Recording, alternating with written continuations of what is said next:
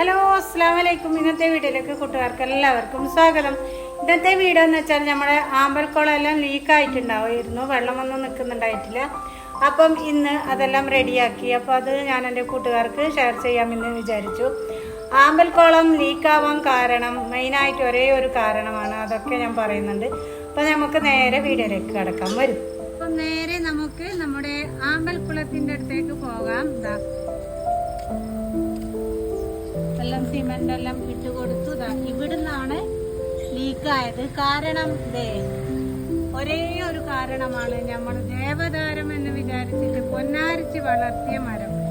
അത് ദേവദാരം അല്ല എന്ന് അറിഞ്ഞത് ഇതിന്റെ മുകളിൽ നിന്ന് പൊട്ടിയതിന്റെ ശേഷം ഇവിടുത്തെ രണ്ട് ഏട്ടന്മാർ വന്നിട്ട് അത് കൊത്തി മാറ്റാൻ വേണ്ടി വന്നപ്പോൾ ഇത് ദേവദാരം അല്ല, ഒരു പിണ്ണാക്കുമല്ല എന്ന് പറഞ്ഞു.